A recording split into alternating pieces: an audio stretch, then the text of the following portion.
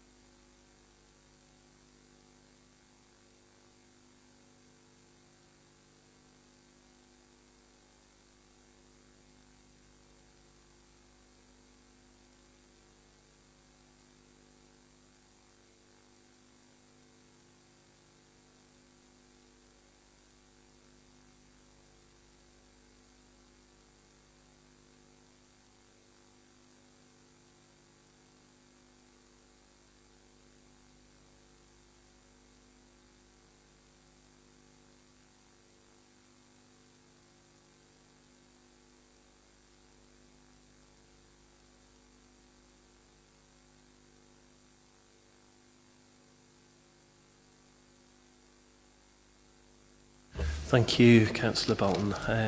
Questions and comments? So, Councillor Graves first, please, and then Councillor Thank you, Chair. First of all, I'd just like to say that I fully support this regionalisation. I think this is an excellent idea on the basis that it should be beneficial to the children that concerned. My only real query is on the financial section of the report, which suggests that the spending, the cost will be the same and that they wouldn't want it to go over the existing costs. I would have thought when you do some sort of rationalisation with this or expanding to a bigger organisation, you would make some cost savings. And the financial report also states that in one line that you want to stay within existing budgets, and then another line that says there'll be considerable financial implications. It'd be very interesting to know what you mean by that. Thank you. Do you want to come back, Councillor Bolton?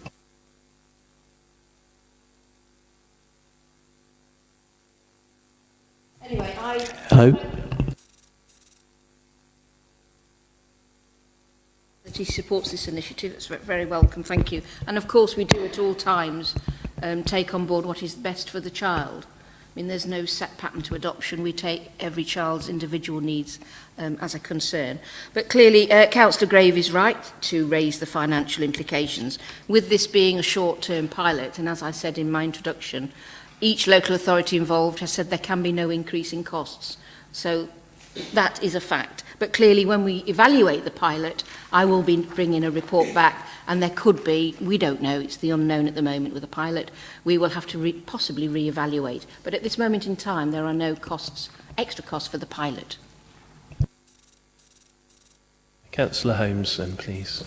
Thank you, Chair. Just to add a little bit of meat to the bones on the Scrutiny Board's recommendations, item 2, we were specifically talking about Ofsted inspections. Obviously, currently they're individual inspections, but we just wondered what the plans were to emerge with regionalised inspections. Would it still be on an individual basis, or would all of the different schools adoption regimes be inspected all at once, and how the outcomes of that would actually be considered too, either individually or as a region? Now, obviously, we weren't expecting as a board answers to that necessarily, because some of this is driven from government, but it was a concern as to how that mechanism is going to work in terms of the inspection regime. Andy, are you able to perhaps provide some further information? Yeah, thank you, Chair. There was a good discussion about this at Scrutiny last night, and I think some interesting questions about the role of the regulator in relation to the regional adoption agency arrangements moving forward. Currently, as things stand, Ofsted don't have the powers to go in and inspect a regional adoption agency. There would need to be a change in legislation for Ofsted to do that, which both the DfE and Ofsted are very much aware. I think that we need to see how this progresses over the next 12 to 18 months, particularly as the single inspection framework process comes to an end, which it does at the end of this calendar year. But clearly, moving forward, what's going to be key for Derby is that we continue to maintain good performance in relation to adoption, both in terms of numbers of children adopted and also quality of work. And I think, as is outlined in the report, the pilot arrangement stand us in good stead to build on our good performance. Okay, thank you. Councillor Kerr. I think that flags up quite an interesting situation that we're now getting increasingly in a number of areas where we've got a regional dynamic happening for local government. And I'm thinking we've also got regional control of schools happening as well, which aren't our schools. And there are things in other sectors as well where region is now the body. And I think if the opportunity comes up in feedback from pilots or on other occasions, I think we should flag up to government that there needs to be some thought given as to what the democratic position is for regionalising some of these decision-making bodies. Because although I don't think it's got to a critical point yet, I think there just ought to be that awareness that without a regional democratic something, we are losing, step by little step, the connection between the population, the voting and the people. Yeah, good point, Councillor Kerr. Thank you for making that. So just to summarise the, to go through the scrutiny recommendations, which were officers ensure that taking part in the pilot does not damage the council's good reputation for adoption placements, and I think that that goes without saying, really. Two, the board's concerns are noted in relation to the lack of an inspection framework for the pilot and hopes that appropriate mechanisms are in place for inspections when the time arrives, and I guess Ofsted will inform us in due course how they wish to inspect.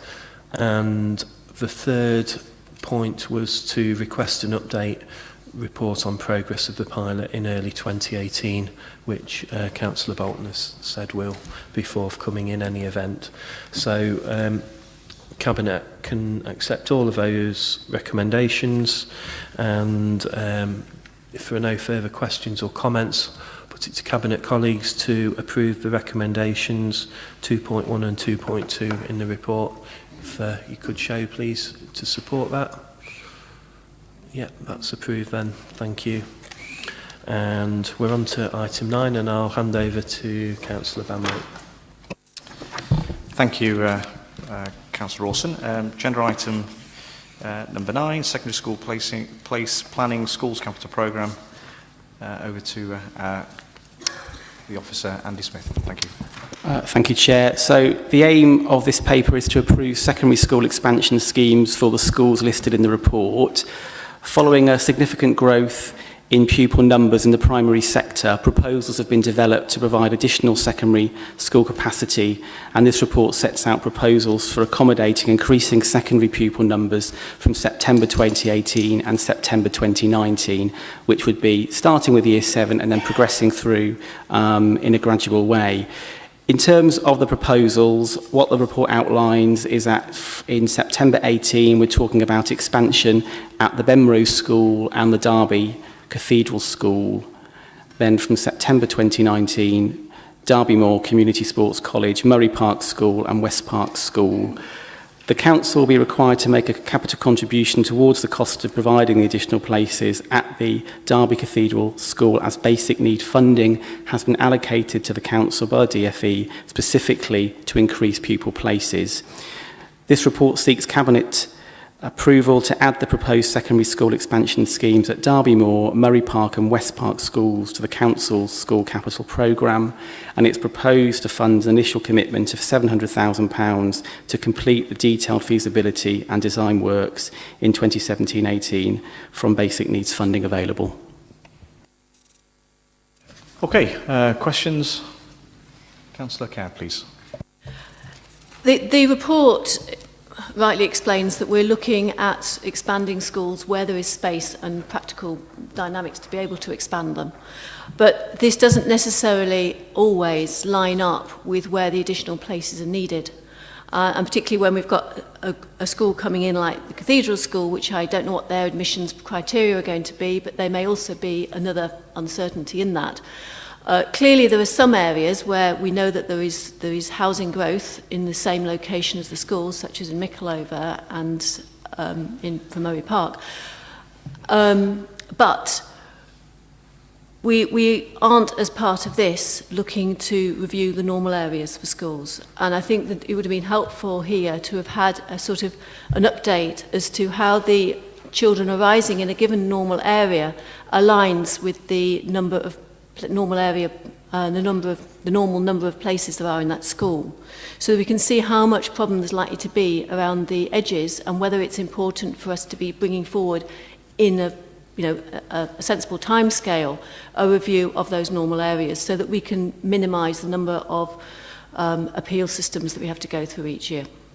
So if we have any update on that, or we can programme that into future work, I think that would be helpful. Andy Smith, did you wish to respond? I think, Councillor Kerr, that probably is something to consider in either a discussion outside this meeting or in a future report in relation to the Schools Capital Programme. There have been papers that have come here previously looking at the population growth and the pupil place planning in relation to both primary and secondary schools. Councillor Holmes, please. Thank you, Chair. I think it's important just to get some clarity from officers here, because 4.1 talks about, obviously, local authorities having a legal duty to provide sufficient school places within their boundary. Councillor Kerr's just mentioned housing growth, which we know about. Obviously, our local plan details not only within boundary expansion, building of homes over to 2026, but there's a significant amount of housing on the edge of the city across the boundary. Now, this doesn't deal with that. That's my assumption. This doesn't deal with that. It's about this. This is about population growth in recent years. So I think we do need to have that discussion moving forward, because, again, unless I could be corrected, this isn't about dealing with housing growth. It's about dealing with a population increase at the moment within the city. Just to come back, Councillor Holmes is right in the context of this report. We had a previous report that came to Cabinet in relation to our school place planning, which was in the context of the wider housing strategy, which looked at both the Murray Park places, which we're looking at 500, and also an additional 500 places at CODA, the Derby Academy. What this report is doing, because of the projections, is bringing forward the Murray Park numbers. And I think when we brought the report here in relation to the housing developments, there was, I think, a useful discussion here, I think, after a question from Councillor Holmes, in relation to how the council works with school admissions and with school place planning in the county, where a lot of these developments are in terms of the edge of the city, in relation to thinking about the projections and the numbers moving forward. I think what it does highlight is the challenge really that we have as a local authority, that all local authorities have, in relation to ensuring there are sufficient school places within what is an increasingly fragmented school system, where we have to have those relationships with schools, regardless of the type of school, in order to ensure that we can, within the resources that we've got and that are allocated from government, ensure that we're strategically planning and horizon scanning in terms of where we need those primary and secondary school places to be. And that's an ongoing challenge that we have, and that's also an ongoing challenge that's been picked up by the Association of Directors of Children's Services in terms of that increasing fragmentation moving forward. So that's a slightly wider answer to the question, but it's useful context. Okay, so there's no further comments or questions. I'll put this recommendations to Cabinet. There are no recommendations from Scrutiny Board other than to note the report. So Cabinet to approve the recommendations as set out in the report. Can I have a show of hands, please? Thank you. Okay, agenda item number 10, over to Councillor Rawson, please. Thank you. Thank you. I'm delighted to be presenting this report to Cabinet, seeking approvals for the further stages of the Our City, Our River regeneration and flood defence project. We have received 6.5 million for works known as the Munio project from the European Regional Development Fund. This Cabinet paper seeks approval to tender and award contracts under this project. And just to highlight some of the works that will be funded from this particular part of the works, will be installing the floodgate on Exeter Bridge and Derwent Street, flood protection for the Riverside Chambers and the Riverside Gardens, and also flood prevention works on Pride Park. So it's very much about protecting business in the city. The first package has been very much around protecting residential properties, covering mainly Darley Abbey and Chester Green, but the focus of this funding, which we've attracted from the European Regional Development Fund, is specifically about protecting businesses from flood. So the recommendations are to approve the tender and award of such contracts and ancillary documentation to allow the project to proceed in line with the grant funding conditions, and to delegate authority to the Strategic Director following consultation with the appropriate Cabinet members in order to award those contracts. And finally, 2.2 is to delegate authority to the Strategic Director to seek further bids to bring in the final funding that we need to deliver our City Eye River.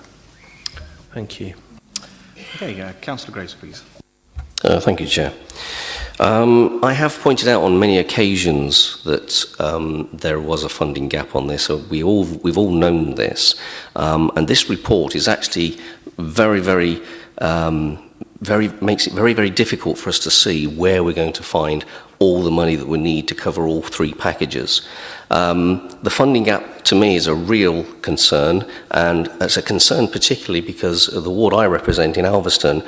We're likely not to get the work done in Alveston because it's in package 3, and we're not going to get, if we can't get the funding in place. From the report last night, the director said that none of the work adversely affects or impacts other packages. Well, I can't see how that works, because if you squeeze, in package 1, if you squeeze water together, it comes out the other end much faster and therefore can cause problems, which is why we have flooding flash flooding in our country, up and down the country. So I am concerned that parts of Alveston will actually eventually become flooded if we don't get package 3 done.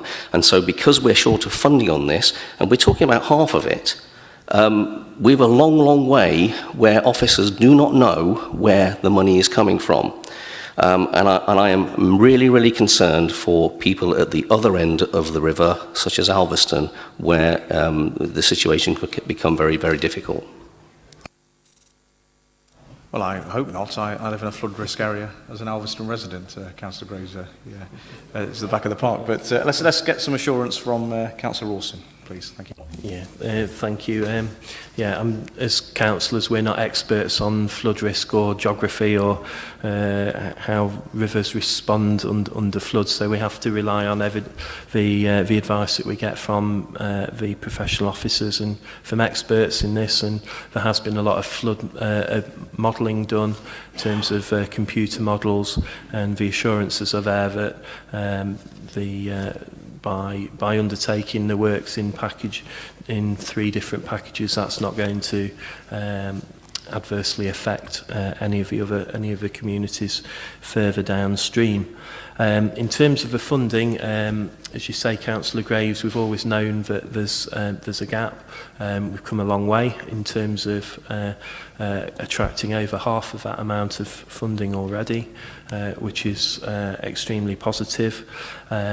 And now that the general election's out of the way, I think there'll be an opportunity for us, once ministers are appointed in their new briefs, to have further conversations with the department, with DEFRA, to talk to them about filling the gap and being able to complete the project in the necessary timescales. And I would be hopeful that government ministers would be very receptive to listen to the arguments that we're going to make.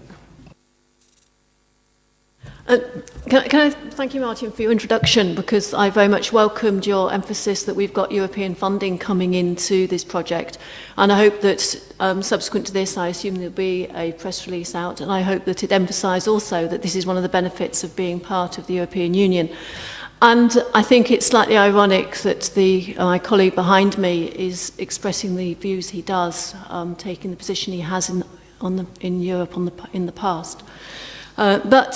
The negotiations are still ongoing, and we have to hope that if the opportunity doesn't come to get money through from Europe, there will be those opportunities coming through from our government here, as you've described. But I think we've seen some good progress with the first phase of this project, and I hope it goes forward as planned. Councillor Holmes, please. Thank you, Chair. I think it's true to say that the original idea was to put developments facing the river or on the river's edge, if you like, and build defences within those structures, whether they be residential or business or commercial, whatever, which is an absolutely great idea, and it's one that I think we all support. I do believe, though, that that is proving more challenging than we originally thought. So I would like to sort of explore, or at least have some confidence that officers are now looking at other ways to actually ensure that we can develop either alternatives to that, or what measures would be put into place if we aren't going to actually build on the river's edge and build in defences within the basements, etc., or allow flooding in certain levels. That's a good point, Councillor Holmes. There has been new developments along the river, and I think there are certainly more to come over the coming years, where one of the conditions will be that they include the flood defences as part of the building construction works, and they bear the cost of that. So there are definitely instances where that has happened and will happen. But as you say, it's when you're negotiating with third parties, it's not always as easy to get agreement as you perhaps would like. So there will be a need for further public money to go into the project. We'll obviously try and maximise the amount from the private sector in terms of Section 106 contributions and the rest, but there will definitely be the need for further public funds, because at the end of the day, it will be a public benefit. Other cities have had all of the cost of their flood defences funded by central government. We've not. We've been quite entrepreneurial in how we've approached it, and we have managed to attract funding from a lot of different sources, which I think is good and to our credit, and will hopefully stand us in good stead when we do speak to government ministers about the remaining funds that we need. Thank you, Chair. Yeah, I understand the concerns of the Alveston councillor, and certainly we'll be wanting to make sure that all people in the city are properly protected.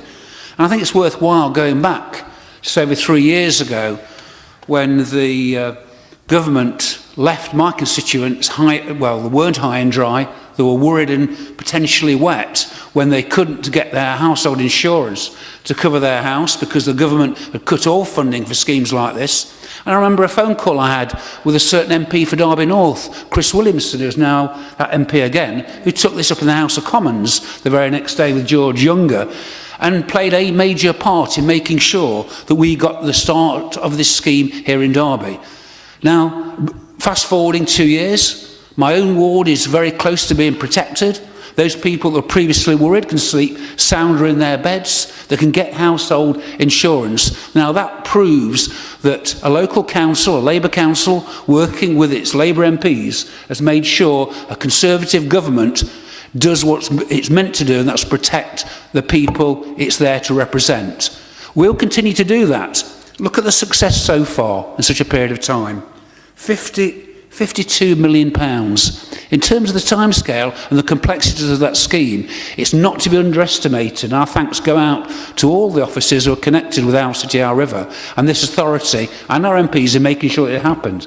The next challenge is to make sure that people living in the south of the city are similarly protected and we get that funding. Now, I have to say this half tongue in cheek. I think we can protect the people of Alveston, but I'm not sure about Barrow-on-Trent. Thank you, Chair. Okay, so Cabinet to approve the recommendations as set out in the report. Can I have a show of hands, please? Okay. Thank you very much. Okay, over to Councillor Rawson again for agenda item number 11. Thank you. Yeah, thank you, Chair. £318,000 is remaining to be spent from the Section 106 funding agreement to improve leisure facilities in Littleover and Blaegreaves wards. The condition was that that fund had to be spent on projects within a 1 mile radius of the eastern side of Heatherton by April 2019. The money had originally been intended to be used towards implementing a city park in the Green Wedge between Morway Lane and Oaklands Avenue. However, as the city park idea could not realistically be implemented due to largely the council never owning the land, there is a need to agree alternative uses for this money. As ward councillors can influence how to spend unallocated Section 106 money, a number of project ideas have been put forward by them for a final project list to be considered. This has gone through the neighbourhood boards for the areas and scrutiny, and now comes to Cabinet for a decision. The project ideas are set out in sections 4.8 to 4.18 in the report, and the projects, just to summarise briefly, include a new cycle path link, improvements to Heatherton Pond, Sunnydale Park, Millennium Park, and to play facilities, all of which contribute to improving access and creating a strong network of open spaces to promote physical activity and health and well-being, as well as some projects to improve the parks for the benefit of wildlife as well. So the recommended schemes, as I say, are listed. They're all affordable within the budget available, outlined in section 1.4 of the report, and I'd like to recommend to Council Cabinet colleagues that these be approved for implementation, subject to the necessary consents, of course. I think some of them will require planning permission being obtained. If in due course any project can't be delivered due to a legal or planning reason, then we will be able to bring alternative projects forward to be delivered. So some really good projects in there which I think will really contribute and benefit people locally in Blaegreys and Littleover areas, and I think we should crack on with them, Chair. Councillor Graves, please. Thank you, Chair. Obviously, this scheme is very good and must be welcomed. The unfortunate thing about this is it appears that the funding was used as a political football by the Labour Party, firstly to bribe the Liberal Democrats to vote for you, your particular motion on all-out elections, which is actually against Liberal Democrat ideology, and now to pretend that this is a Labour idea when in fact it was the local Liberal Democrat councillors that forced this issue. This is exactly what residents are fed up with and doesn't put the council in a good light. I'm going to be much more because I'm really pleased that this has now got to this point. I'd very much like to have on record that this amount of support and help that has come through from Friends of Littleover Parks, which is our local Friends of Parks organisation here, who have put a lot of time and effort into working with our parks officers on putting these schemes together. I think that's been a very positive aspect, and I hope that their input and the input from local councillors will continue to be welcomed and supported by the parks officers. And also we have the Earl of Harrington, who are the group who are currently looking after Heatherton Pond, and they'll obviously hopefully be working with those in terms of the anglers' needs and the community needs for that project as well. Small point, Millennium Park is normally known as Millennium Wood. It is predominantly a wood, and its signboards and things say Millennium Wood, so for future we might get that one right. But very much welcome this. I hope we'll be seeing things on the ground fairly soon. Thank you. Councillor Raju, please. I'm going to make history and agree with the Liberal Democrat here. I actually do echo what Councillor Kerr has said. For me, what's particularly exciting about this is a good spread of listed projects there across the two wards. There's often a danger that one ward will get more than the other, and there's a good spread here of listed projects. And as I said, as Councillor Kerr has said, the Friends of Littleover Parks played quite a crucial part in this, and that it's always important to involve the community, and they do patrol the parks and spend a lot of time in that area, so that pleases me no end. And obviously with the play schemes, there's a good spread in terms of play equipment for younger children and older children. So I just wanted to make those points, and I think that's a very good list of recommendations. Thank you. Okay, I mean, I just want to echo that. I mean, to set the record straight, this Section 106 funding had been put on hold for a number of years, rightly so at the time, for very ambitious plans which local councillors in that area of Blakeridge and Littleover that under the Liberal Democrats were keen to develop, but it was reliant upon other funding.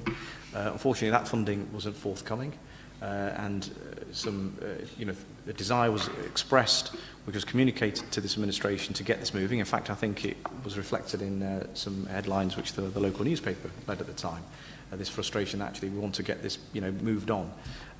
This administration listened, and we started a process of consultation involving local councillors, and this is the success of it. So extensive consultation has taken place, and actually, it should be commended, the fact that we've moved this on after years of obviously the funding being put on hold and nothing happening with it. So this is a great success. It's a great success to partnership working with local residents, the friends of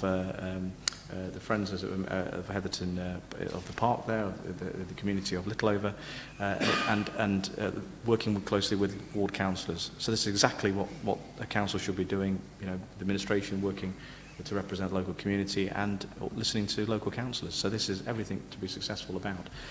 So I commend the recommendations set out in the report. Can I have a show of hands, please? Okay, thank you.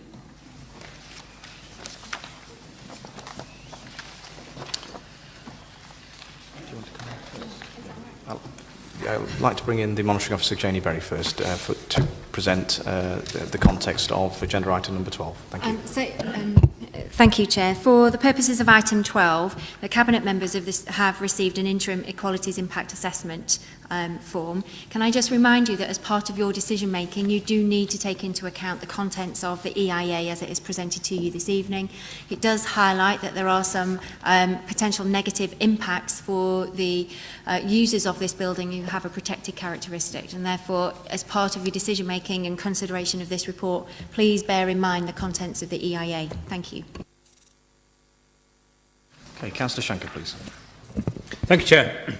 The ground floor redevelopment project allows the Council to optimise our resources, enhance services to our customers, and also to create much needed commercial opportunities.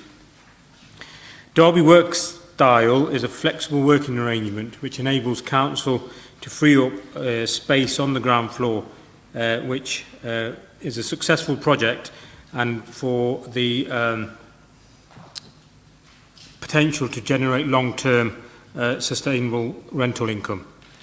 The project has 5 core elements, and these are outlined in the report, but mainly creation of commercial office space for the Department of Work and Pensions, which will generate an income for the Council, creation of a Derby Riverside Library, which is subject to a separate Cabinet approval in July, or it will be a second place to lease to a third party, again generating income for the Council. Relocating the accessible ground floor meeting room and relocation of our customer interview rooms. And it also allows us to improve security for the overall building. Negotiations are ongoing with the DWP, and we are awaiting final approval from the Civil Service for the deal, which is expected to happen by the end of June. We need to approve the project now to get the preliminary work started to enable the DWP to move in by next February. Page 6 of the report outlines the benefits of the project both to our customers and further to the Council. The total capital cost for the project is just over £2.7 million, and the Council element of the project is just over £1.5 million. Construction work will start in September this year, and the project is expected to be completed by May next year. I have looked at the recommendations from the Executive Scrutiny Board held yesterday, and I note the recommendations, and I'm happy to review the benefits of relocating the registrar services that we previously did. I'm advised by our proper officer constitutionally that the changes are legitimate and are working well, but we're happy to review that and feed back to the Executive Scrutiny Board. However, I don't see any need to delay or hold up the reconfiguration of the ground floor whilst we're doing that. It's things we can both do simultaneously. Thank you, Chair. Councillor Holmes, please. Thank you, Chair. I'll be brief. It was just really to seek assurance, I suppose, on behalf of the public, really, you know, to ensure that this is best use of taxpayers' money and is best value with that money too. But also, you know, to ask, will the project pay for itself? And I know, obviously, there's detail in this and, you know, have given me assurances previous to this meeting, but I think it might just be worthwhile just revisiting that and getting some assurances from the cabinet member or the leader that those three things are going to be the case. Oh, one last thing, the library review, which we were expecting tonight, I understand, probably will be presented to us on the 11th, a few days prior to cabinet with the papers. Is that the plan? Is that the current schedule?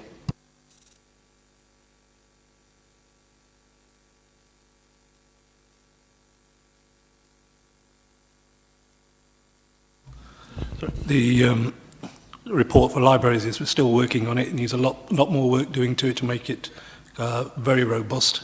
So if it's ready in time, we will bring it to the July meeting. We've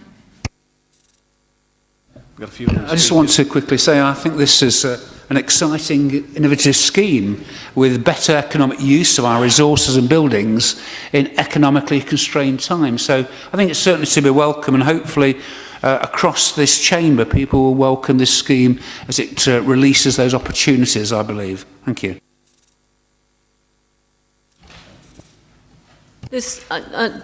I like the idea of co-location of services, so assuming the finances stack up, then this is definitely the right way to go. But I do have slight concern about the cost because we are in straitened times. I've got a couple of specifics in here. I don't know whether there is still wiggle room in the design, because the location that's given here for the cash booth seems to be hidden away around the back. And I don't think it's the best location for something like that. And we seem to have lost a lot of waiting areas.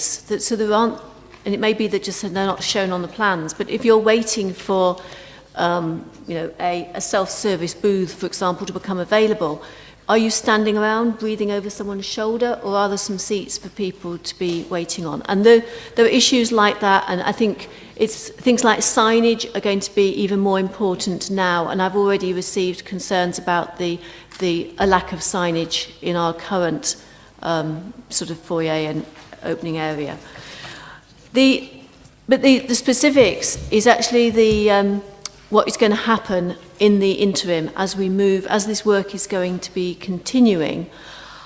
Are all services going to be continuing to be provided alongside the workmen? Are areas going to be fenced off and to allow all the current services? Or is there going to be an impact on services during the sort of 8 months of transition? Because the report seems to be fairly silent on that. Thank you. Some valid points there. I'll try addressing those. Councillor Holmes, you'll be aware there's a confidential item in the report where we can talk about the financial matters in more detail. The location of the cash machines obviously need to be located in a position where they back to the cash office, so there's little scope in moving those. There's seats in the waiting areas, there'll be floor walkers, and there'll be signs to help customers, residents around both services for the council and for the DWP. And in all honesty, I don't expect that level of detail to be in this report at this stage. That's work which has been undertaken. There is a design layout. If any members want to see that, I'm sure officers will be happy to show people around that. And if we need to make tweaks to that design process as we're doing the works, I'm sure we can accommodate that. Thank you, Chair. My only problem with this is this report and decision may portray the council as being incompetent because of the short-sightedness of the original plans, spending £30 million. Maybe it should have included foresight. I think the people of Derby will not understand quite why we are spending millions on a building that has just had tens of millions of pounds spent on it, irrespective of what your plans are.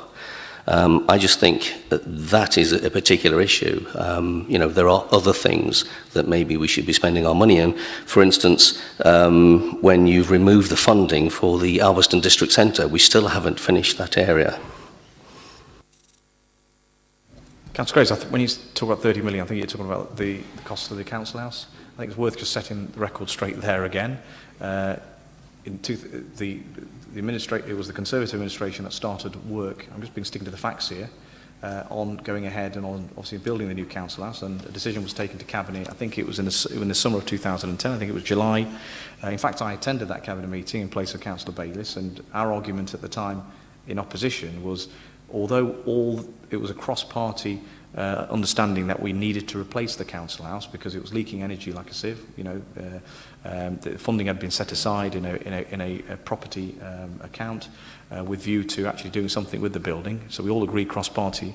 I think our argument in the summer of 2010, where a new government had come in, the spending review hadn't taken place at that time, and we wanted to wait until, because the government had already come in talking about cuts, austerity, difficult times, but the first evidence of what the plans would have been the November 2010 spending review. So we came, and I attended that cabinet meeting to argue that actually let's put the plans on hold. Councillor Hickson was leader of the council at the time. You know, our views weren't taken into account, so the Conservative cabinet at that time made a cabinet decision, as a record of it, took that decision to press ahead with refurbishing the council house and committing the council to starting those plans. We then, subsequently to the full council immediately after that cabinet meeting, took a motion to the council to again put those plans on hold. Very similar to the points you've made about finding alternative, you know, these are tough times, let's wait for the spending review, you know, austerity's on us, you know, what else can we do? But we did not get support in the council chamber. I mean, I've got a record of how individuals voted. I'm happy to circulate that. We obviously took, you know, we obviously made a point of, you know, of that. So, I mean, I've got it. I can email it you. So you see exactly how people voted. I can't remember at that stage whether you were still a member of the Labour group at the time. Councillor Graves, I suspect, I think you'd already gone there, so it'd be interesting to know what your record was there. I'm happy to have a look at it you know, and highlight that. You know, we are where we are now, and actually, when we inherited the council house, we made every effort then to say, look, let's move on. You know, it's not about party politics, it's about getting this building to work in the interest of the people of Derby. And I think, actually, given the circumstances, you know, we've made considerable success of that. You know, whether it's the innovative hydro plant that helps obviously fuel, you know, the energy in the building, to whether it's the design of it, and it actually enhances the reputation of the city. You know, many visitors of the city comment on how innovative the building is, how an excellent place it is to work in. And if you look at our you know, council workers, the staff, it's completely transformed the way that people work. I mean, you just look at the old building. You know, no disrespect, it looked like my old former school, which is closed now, Homeland School. You know, a very antiquated design, not a modern place for a modern environment for people to work. I mean, I wouldn't want my family member or friend or colleague or constituent to work in that type of environment. So we've modernised the way the people, you know, our council workers operate and given them a really decent place to work. I think the other aspect is we launched an ambitious property rationalisation programme, because part of the strategy was to centralise services, because we had a number of very old, you know, dilapidated, energy inefficient buildings that also required, you know, huge maintenance to them, and that was a cost to the taxpayer. We've, you know, going through a programme where actually these buildings have been shut down and people relocated to the council house, and that in itself is saving the taxpayer money. So this council house has been a success. So actually, in some ways, I'm probably commending the decision taken at the time. So I don't think this is particularly an issue to make a party political issue. You know, we've got on with the job. and through successive administrations, and we're making it a success. In terms of seeking the assurances of the additional costs in terms of carrying out the refurbishment work, they will pay for themselves because we will generate income. And another example of the public sector working in partnership. The public sector is being squeezed, across the board through austerity. The DWP, a very important service, provide a very valuable service to some very vulnerable people in our city, helping them find a job. You can't find a more critical public service than that. And they have been squeezed very hard, so they're under huge budgetary constraints. We're in local government where you know as well as I do as a councillor, you've supported Fair Deal for Derby, lobbying the government for better funding yourself as a councillor. You know the financial pressures we're under. Two public sector organisations working collaboratively together to save money so they can continue to provide a good quality service to the residents of Derby. That absolutely makes sense, and that's exactly what we're doing, and that's an example of a council getting on. I feel hesitant to say getting on with the job now because there's a lot of language which the Prime Minister's used now, which we're all nervous about using. But the reality is we're doing exactly what the people of Derby demand and deserve, which is they get austerity, they get cuts, but what they want to know is what are we going to do creatively and innovatively to continue to deliver for the people of Derby. So I think this is something to celebrate and to commend.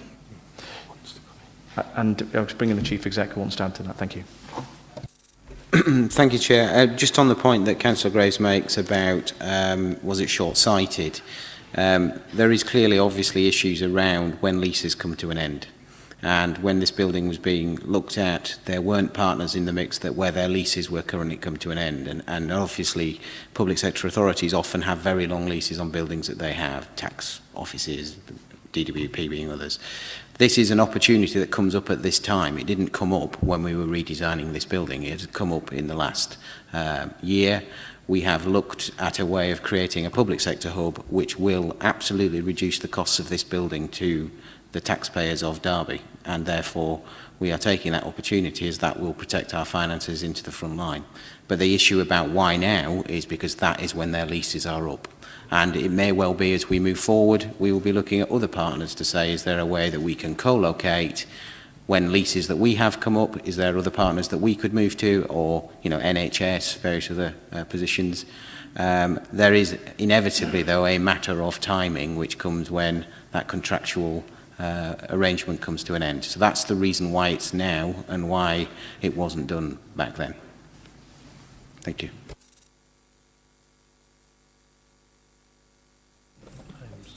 No? Councillor Shanker, please. Okay. Just to give some context, really, in 2010, one of the reasons why we made as an administration decision to redevelop the council house was, I think, a sound one, because we had a choice to make. A massive building and maintenance bill on the old building, which wouldn't have improved the situation and wouldn't improve the way that we work as a council. And so I still stand by the decision that was made, and I think, looking at the figures, any administration, really, there was only one decision to make. I think it was something like 20 million. Was it 20 million? Or it was a lot of money that just to keep things treading water, and which wasn't an option for us. So, I think it was the right decision, and you're never going to do the right thing in the public size when you potentially spending tens of millions of pounds over, with a payback period of maybe 40 years. But I still stand by that, and at the end of the day, when you're in leadership, when you're running the council, you have to make tough decisions sometimes that sometimes it's very hard to tell the public in a way that they understand. Councillor Graves is probably getting his figures mixed up in regards to millions here or millions there, and that's important.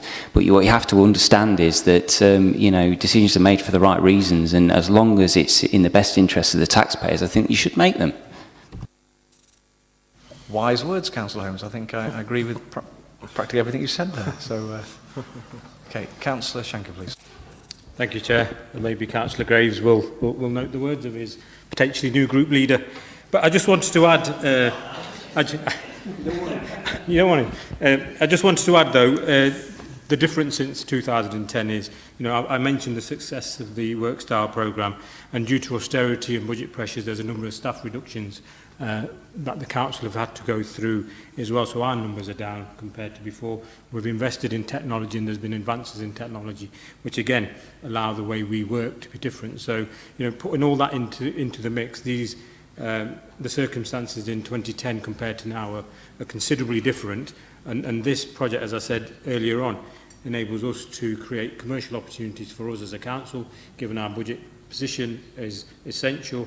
It allows us to improve services to our customers and to our residents. So for me, it really is a no-brainer. It's an excellent project to bring forward and will create opportunities for us as a council commercially and improve services to our customers. Okay, so I think we've had a really good debate and questions on that, so thank you very much to everybody. So Cabinet to approve the recommendations and obviously the additional in terms of the Overview and Scrutiny Board as highlighted by Councillor Shanker, so Cabinet to approve that. Show of hands please, thank you. The next agenda item is the Council Scorecard. Councillor Shanker please. So each year we refresh the set of priority measures and targets in the Council Scorecard to ensure it reflects the latest priorities. This report presents the proposed measures for 17-18. Progress will be tracked throughout the year with quarterly reports to both Cabinet and Scrutiny. To make sure the scorecard continues to reflect priority issues, 11 new measures are proposed for this year, as shown in paragraph 5.3, and 11 measures have been removed, as shown in paragraph 5.2. The full scorecard, including targets, is shown at Appendix 2. It is proposed to review the scorecard in September and November. The recommendations, Chair, are listed in the report from 2.1 to 2.4.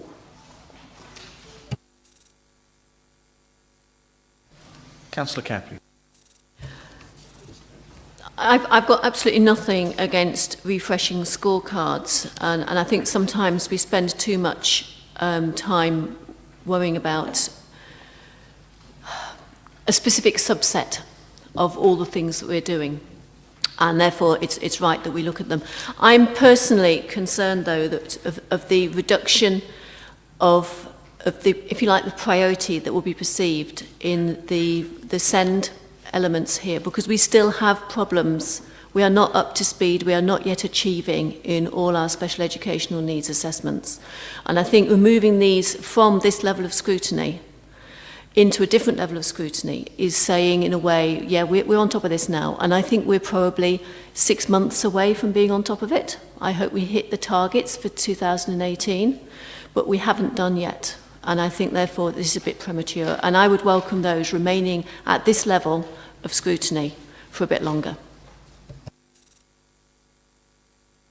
Okay, I'm sure that could be, that's noted. Okay, so no further questions or contributions from anyone? Andy Smith, would you like to come in? Thank you, Chair. I can just comment on Councillor Kerr's comments. Yes, we are making very positive progress in relation to performance around education, health and care plans in terms of conversions and also new plans coming into the system. I think just to try and offer some reassurance, the fact that this won't be in the council scorecard does by no means mean that this is not a priority for the council. And there will be robust performance monitoring through both the SEND Improvement Board and the Commissioning Board, and also the Children's Scrutiny Committee are also all over this in terms of challenging and scrutinising performance, and we're due to go there in September.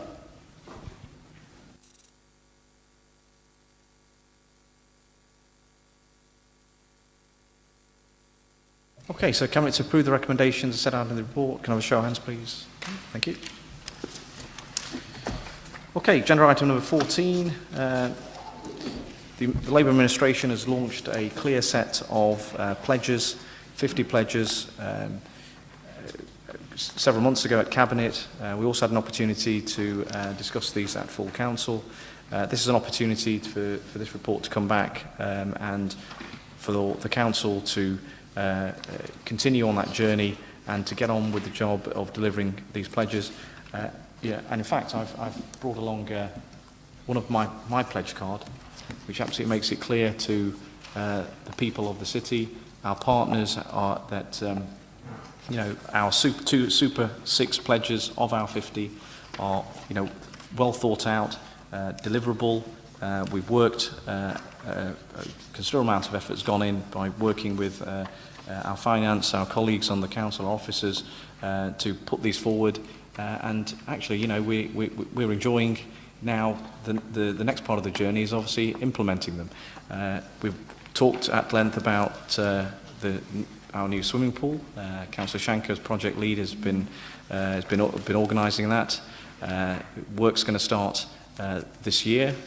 The commitment is absolutely clear to start building a new swimming pool by the end of 2017. I also want to highlight pledge number 3 of our super pledges to set up RAM Energy this year, offering cheaper energy bills. This administration is going to save Derby residents costs on their energy bills. If you're on a metered energy, you are currently held to ransom by the big utilities, the private companies. We will save them money. We will save them money so they can, redirect their hard-earned cash to other priorities, whether it's putting food on the table or buying other household household items, and other residents of Derby are going to be able to benefit from this.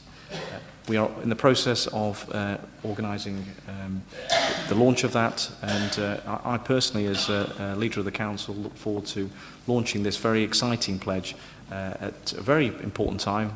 Austerity is hurting a lot of people in the city, and good administration finds innovative, creative ways of saving people costs, and this is an exciting and innovative way to do that. So the 50 pledges are absolutely what this administration is about, being absolutely clear with Derby residents of what we want to deliver for them. And we look forward to, across the city of working with all our partners. So, and actually I think we're at a point now where it's taken us a number of years, but, things are starting to come together. Whether it's the sponsorships we've announced, we're now working with a number of local businesses, Michael Brain of Hannells, BMW Strathstone, and other partners have come together. The ice ring has been delivered through partnership. A lot of good work that has taken, the last couple of years. The results of that are starting to come together.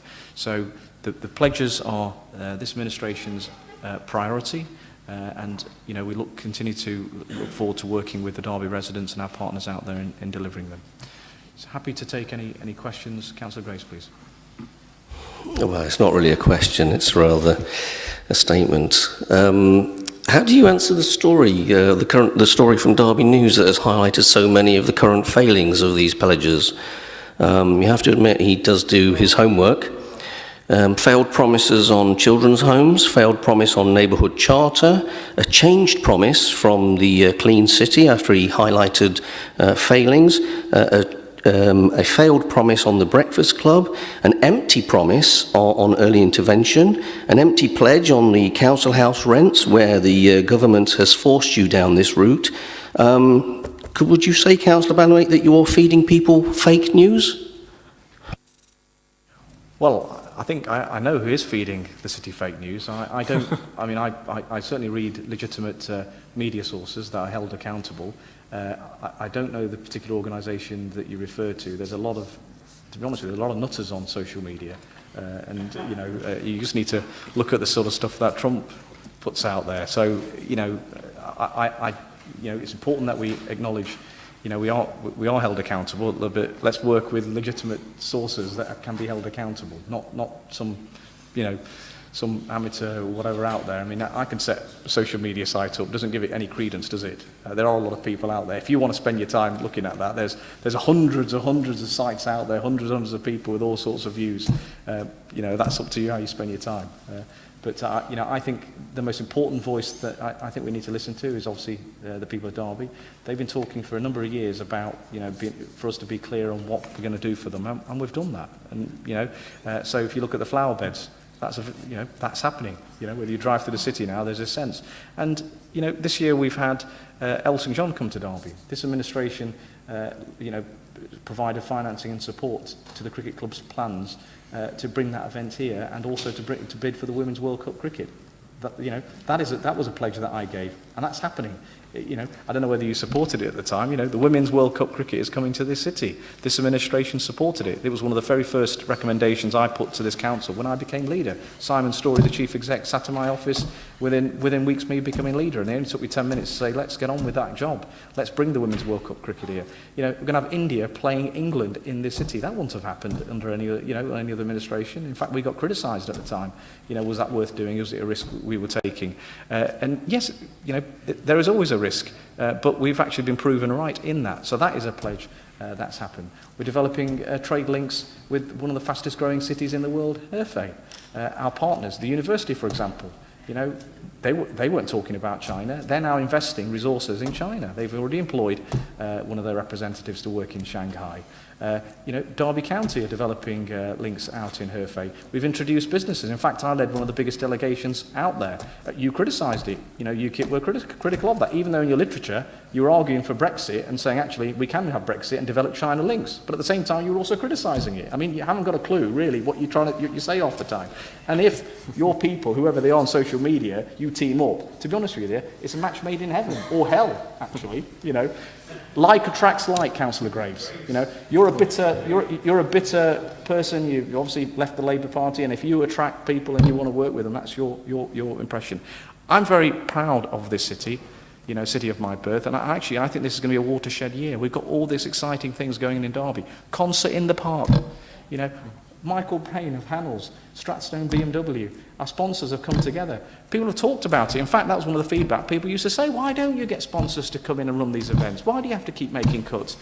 We've done it. You know, you might not want to thank us for it, and obviously you've got a political agenda. Your so-called friends on wherever they are, these nutters on social media, they might not want to acknowledge that.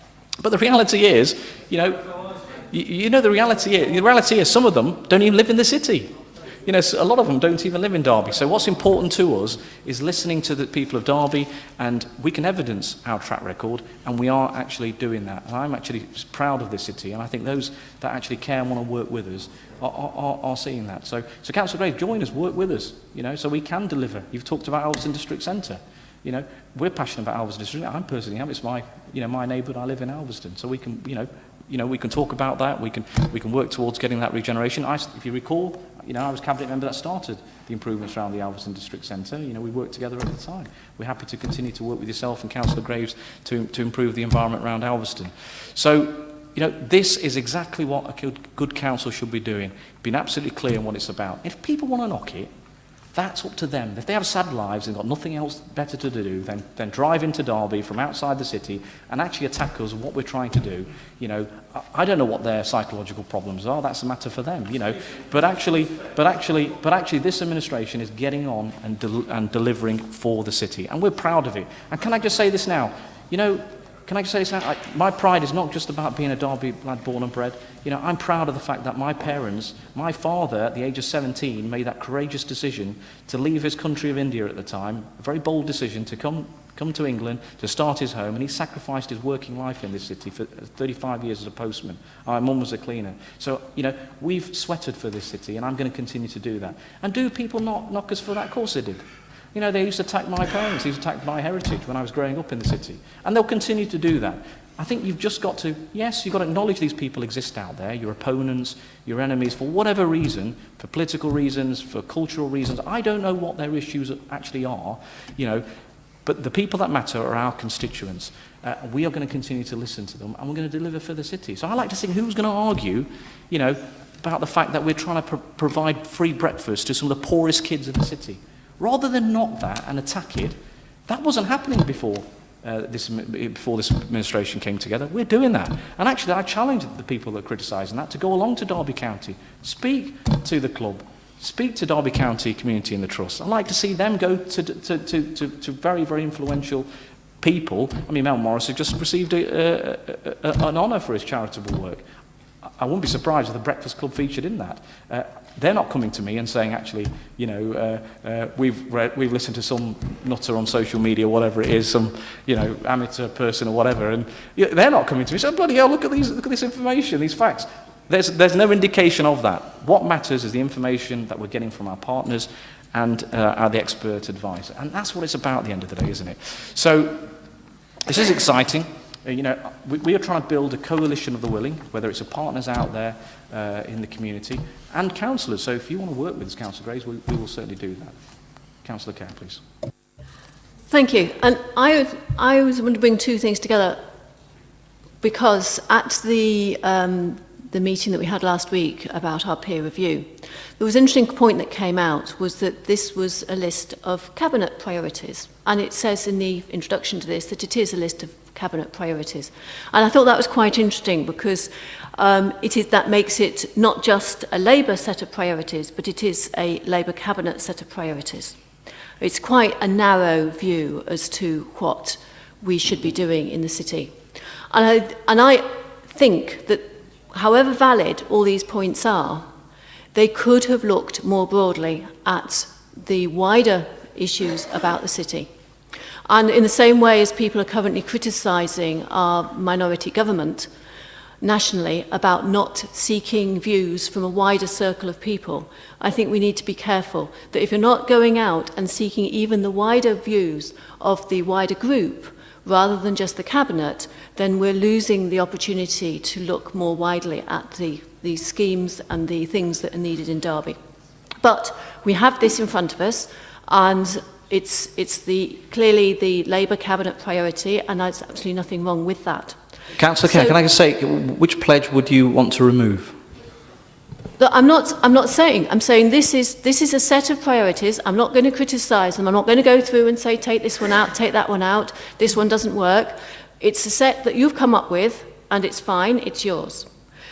I do, however. Sorry, Councillor Kerr, can I just correct you? Can I just correct you though? Because obviously the information you've got is not correct, and I don't want you to leave this room with the wrong. So they are not the cabinet's priorities. Well, we carried out the biggest consultation in this city's history through the big conversation. Over 10,000 people got involved. And we were absolutely clear over the last couple of years that we will come back to this city and take on board all that feedback through the various consultations and encapsulate those in a set of pledges. So again, I come back to this thing.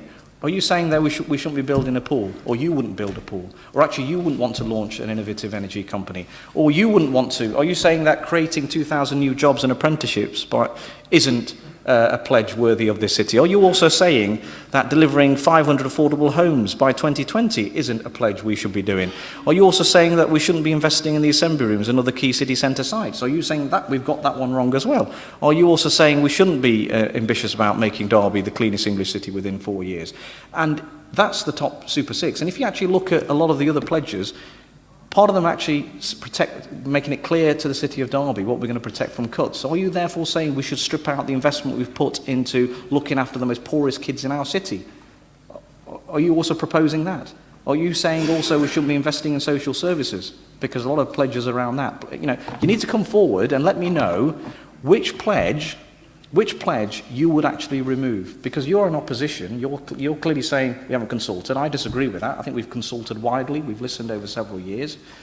So if this comes about the fact that you would do something differently, come clean and say which of these Super Six pledges that you would remove. If you can't say that, then clearly you agree with them. So I don't understand what the argument is then. You need to be able to say, for you to make an intelligent point count. Hang on, Councillor Kerr, just listen to me for a minute. For you to make an intelligent comment, you need to be able to say that you got it wrong. These pledges, we wouldn't do that. We, Liberal Democrat opposition, wouldn't do these pledges. So are you therefore saying, of these Super Sixes, you would do none of them?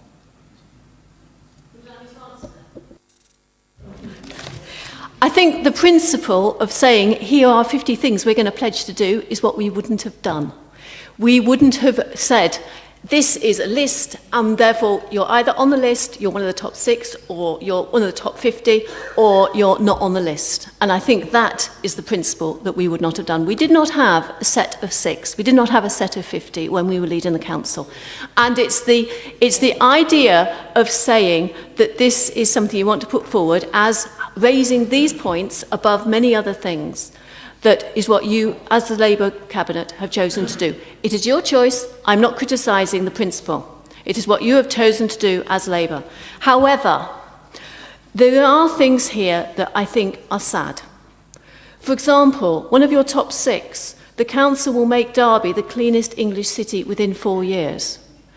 Now, if there's another city that has also said, we will make our city the cleanest, we can't both be the cleanest. And there will be an escalation. You know, this is the nuclear scheme, you know, the competition, which is, you don't have to say, we are the best. You can say, we are an A1 clean city, or whatever the standard is for measuring the cleanliness of cities. We want to be there at the top, but it doesn't mean that we have to be wildly competitive at the top. We're allowed to be as good as it gets and be on the same par with somebody else, and we can still celebrate that we have got the A1 grade, or whatever it is for cleanliness of cities, which I'm afraid I don't know.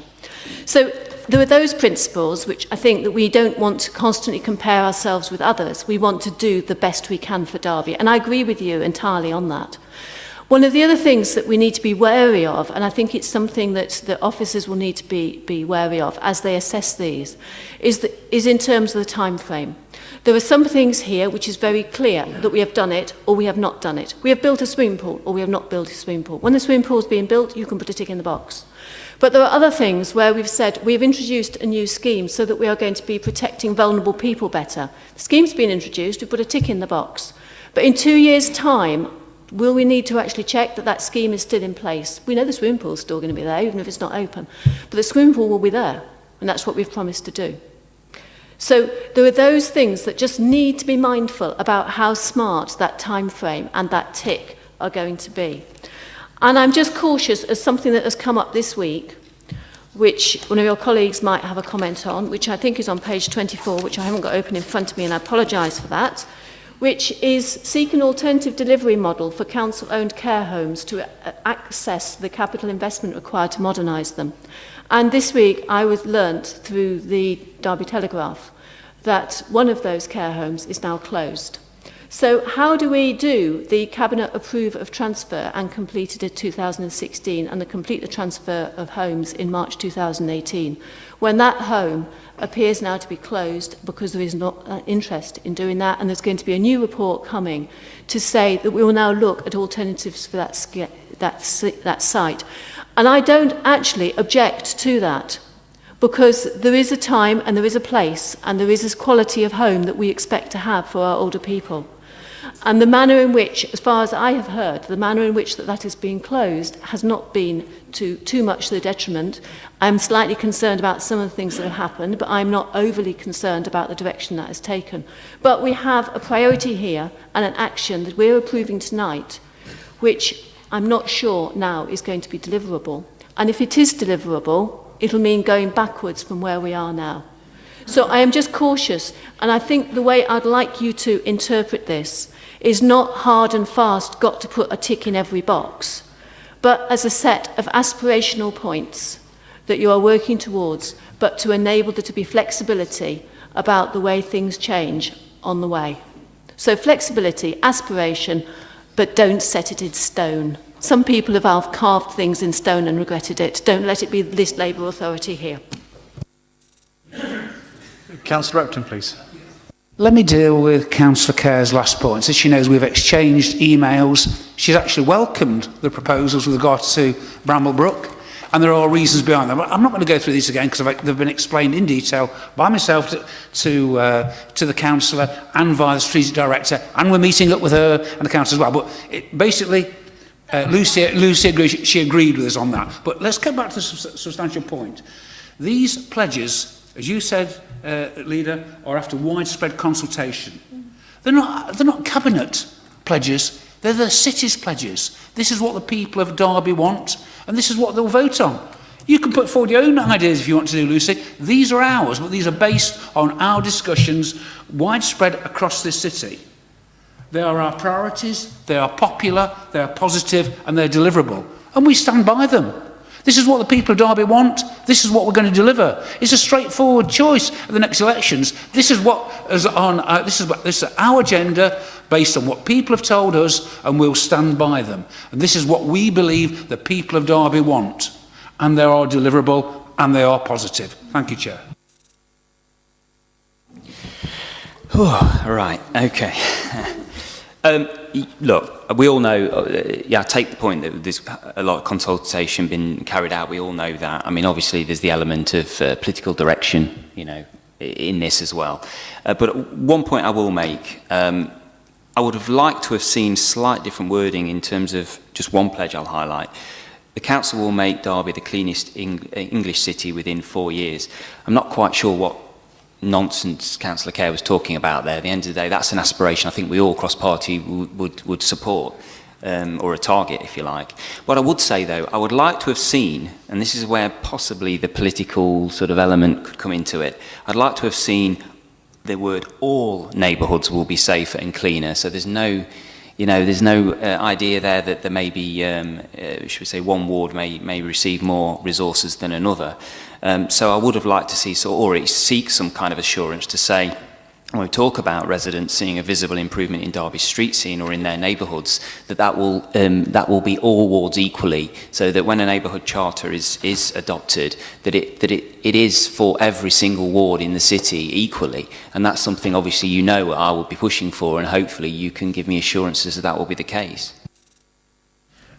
Councillor Holmes, I can give you that assurance. The neighbourhood charter we're going to be launching is not going to be specific to particular localities. It's going to be across the city. It's going to be a standard, across Derby. And that's in recognition. Actually, we've got to get away from this thing that, we're only interested in doing things for certain wards because we live there and represent them. Of course, you're going to be, you're going to prioritise the neighbourhoods that elected you. That's what we're here for as councillors. I think I'd be horrified if I, as a councillor, said, actually, I'm going to, what's more important for me, the residents of Normanton or Littleover or whatever. I've been elected by the residents of Bolton Ward. That's what we're there for, but we work through, hopefully, a consensus on the council, try to aspire to achieve that. I mean, residents of Derby, we've got families. I've got family that transcend wards. They don't live in wards because they happen to be a certain particular, party political representative. I mean, I've got friends that live in, wards that are represented by Liberal Democrats and Conservatives. So, I think your substantive point is absolutely right. Whatever we do for the city. And I think in terms of the pledges, it's worth pointing out this is new. We are trying to get to a stage that actually, previous administrations haven't been that focused, irrespective of what their political persuasion has been. So we are trying to get into a better habit of saying, actually, a council, administration, whoever's running it, I think it's only right. So, if we weren't running it, and, whoever's running it, we think this is setting a good practice for administrations to be absolutely clear and transparent on what it wants to do for the city. Because that's the message that's come through loud and clear, from the public out there. Through our stakeholders and partners, whether it be obviously businesses out there, the local media, for example, have said on numerous occasions, look, just be transparent and clear on what you want to do for Derby. We get the cuts message. Just tell us what you want to do for Derby and be held accountable to it. Yes, and we do want to be held accountable. Are we going to achieve everything? I hope we do achieve everything, but there are going to be areas that we're going to fall short on. But I'll tell you this, it was far better to have a debate about that. The cleanest English city is, hugely aspirational. Yes, we have put some resources towards it. We've allocated £160,000 towards enforcement, and I don't want to steal Councillor Afzal's thunder. He's going to be making an announcement, around that. We have reversed cuts that were pending, would have seen a decline in our street scene. So we are investing about £1.6 million in protecting our street scene. Flower beds are going back in the city. I know we've had a media inquiry on this, but obviously the fountain in Arboretum Park has been switched on. Not because it happens to be in Arboretum Ward, because it happens to be in one of the finest, one of the first historic public parks in the world. Your point, exactly, we shouldn't do something, for one area because we happen to politically represent it. Equally, I would hope that people don't just think, well, Arboretum Park, we shouldn't be investing in Arboretum Park because it's in Arboretum Ward and it's represented by Arboretum Labour councillors. I don't see that. And actually the lobbyists that came to us to want to make improvements in Arboretum Park, we're actually a gentleman in my own ward, that's got friends and a network, the Arboretum Friends, that actually across the city, some of them are actually residents in conservative areas. We've listened to them, not because of their party politics or I don't know how they vote, because they're passionate about a city treasure. Not just actually a city treasure, to be fair, it's a global treasure. New York Central Park was modelled on Arboretum Park. So there's a whole raft of things that I think, we are trying to move forward. And actually, I really can't see anything on those pledges which haven't been reported as a concern by Derby residents. There's a whole list of things there, and I do challenge anybody to say, oh, tell us what you would do differently. You know, there might be areas, I'm not saying there isn't. So I think this is a good council should be working in this focused way, and I hope whoever, you know, successive administrations in the future, whoever the leader of the council may be, I mean, it would continue to adopt this way, and let's work together to drive ourselves forward to deliver that. And actually, as I said, Cleanest English City, you know, if it stirs a debate in Derby about, you know, what the council can do, because obviously we are limited, that's a clear point, that's come forward, there's only so much we can do to allocate resources towards it, but let's have that debate, you know, let's involve the voluntary sector, let's involve communities, you know. When I drop my child at school, and there's a home nearby, and there's a chap every morning who's one of the residents that comes out and does a litter pick around his frontage, and actually it's quite a big frontage, you know, and you know, one of the initiatives that other cities have launched is getting, you know, residents to take responsibility for their own frontage. You know, that was something that actually was done, you know, quite regularly in the good old days, you know, and I'm old enough to be part of those good old days. I was born in the 70s. You know, there was a time when people would go out and clear litter on their front, you know, and I think a lot of us already do that. But again, if everybody did that in the same way that many of us do it, we wouldn't be having to spend millions and millions of pounds on clearing, you know, our litter up. So I think these pledges are focused. They're right for the city for now. In terms of future, I think, is there a point about involving cross-party? Absolutely right. Do we want to work with all councillors to hear about, you know, what you know, their suggestions and ideas? Of course we want to, and I think that's the next stage of how can we put a mechanism in place to involve the whole council in shaping these pledges for the future, so that they reflect, you know, they reflect a diverse set of pledges which appeal to everybody in Derby. And that is a good point, and we're happy to work with you on that, Councillor Holmes, as we are with obviously Councillor Kerr and Councillor Graves. Councillor Graves, please.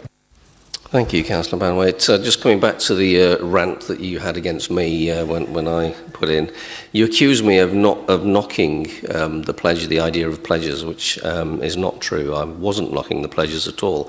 What I was doing was questioning whether you were achieving the pledges that you had set with your timescales, and there were valid points made about whether you were actually achieving those and whether you had any answers to those. Which you didn't answer in your long speech that you gave. And also, you were, in your rant, you were calling members of the public nutters, which I think is very disrespectful and is not becoming of the leader of any council at all. Councillor Graves, you talked about fake news. You talked about people that put news out there, you know, which isn't true, which isn't born into facts. And what I was referring to was those people that have an agenda, whatever it might be. And the social media is a network, you know, which is used for all sorts of extreme views. You know, if it's not born into facts, you know, and people distort that, you know, and that's what I was referring to. I think that social media absolutely clear on that. So you're not answering the questions, you're not answering the answers, because obviously he's made some very good points about where you're failing, and by your very own criteria that you've set, and he's pointed out using your criteria that you have failed those Councillor Grace, points. I'll make it clear, we've just launched these pledges. We are working towards achieving them, and we'll continue to work with officers, with our partners, to deliver on them. There's nothing to indicate at this stage that we're not on target to deliver them, and I think we continue to work towards that. So I'm confident that we will hopefully deliver all of them. If not, then those areas that we need to develop forward, we continue to work closely with our fellow councillors and our partners out there and our council officers and advisors towards achieving them. I don't see what the issue is there. Okay, so any other contributions? I think we've had a really, really good debate on that.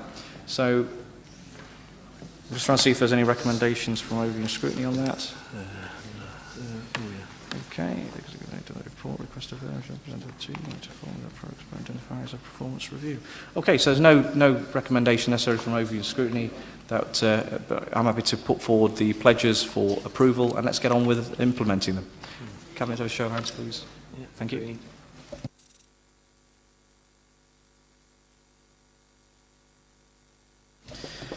Okay, the next agenda item, number 15, Councillor Shanker, please.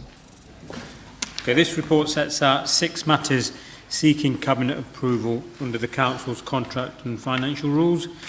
The detail of each matter is described in the report, and where necessary, approval is sought to delegate to senior officers authority to conclude each issue.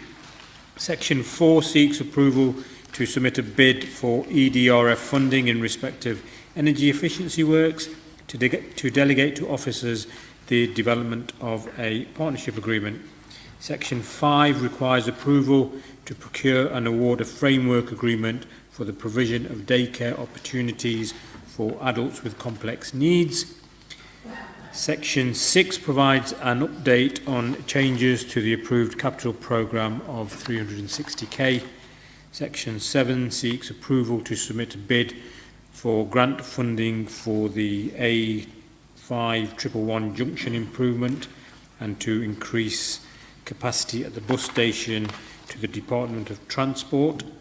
Section 8 seeks agreement to bid for ESF funding to support job seekers and for the Council to act as the necessary accountable body. Thank you, Chair.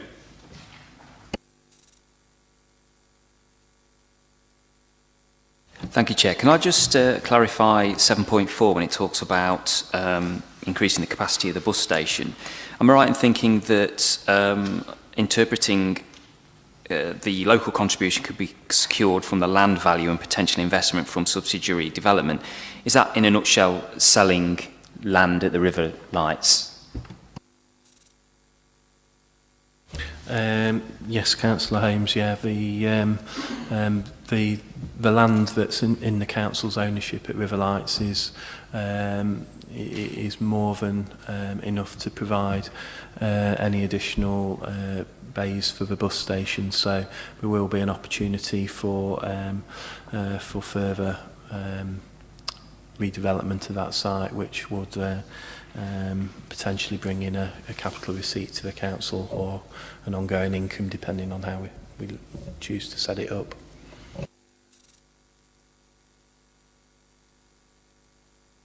Councillor Kerr, please. Thank you. We often find this last report has quite a lot of interesting things in it. And we'll start with the first item on the Derby Homes energy efficiency works. And I'm interested that this is, again, something that, okay, in this case is sub-regional, and I think it's quite exciting that we do these sub-regional schemes. We're going to obviously get some experience back, hopefully, from the work that we're going to be doing on homes in Derby. But the other areas will presumably be doing other schemes with other types of housing. And I just hope that we're going to be, there's going to be some mechanism by which the different learning of different sorts of schemes working with different types of housing will be brought back and will be brought together. So if that's not part of that scheme, working with our partners, can we ensure that it is, so that we can maximise the learning value for all of the partners as part of that scheme? The second one I was going to ask about was on the capital programme, and specifically 6.4, which talks about the street cleansing and the 100 and whatever it is, £1,000 extra that's going in. And is this a £70,000 on top of the £100,000? Okay, this is capital expenditure, and the other I think was revenue, and therefore I'm thinking this is in addition to that, so that the cost of that clean-up scheme is actually going to be greater than the initial number. And I'd just like confirmation of that. And then we have the National Productivity Investment Fund for the local road network, and I'm here. This is talking about the A5111 as one of the schemes, and we also know that in the work that we're doing on air quality, the A5111 is another of the areas that we need to be looking at. And I'm just wanting to make sure that the work that we're going to be doing on this part of the scheme and the work we're doing on the air quality part of the scheme are going to mesh together and support each other. Because, yes, getting rid of congestion may improve matters, but we also know that getting rid of congestion can lead to the arising of additional journeys. And if we speed things up, we might mean that we've got additional journeys which could be leading to additional air quality problems. So I just hope that somebody has brought those two issues together and we're going to come up with a solution that enhances both problems rather than does detriment to one of them. Thank you. Okay, thank you, Councillor Kerr. Okay, any other contributions, comments from anyone? Okay, so Cabinet to approve the recommendations set out in the report. Can I have a show of hands, please? Okay, thank you.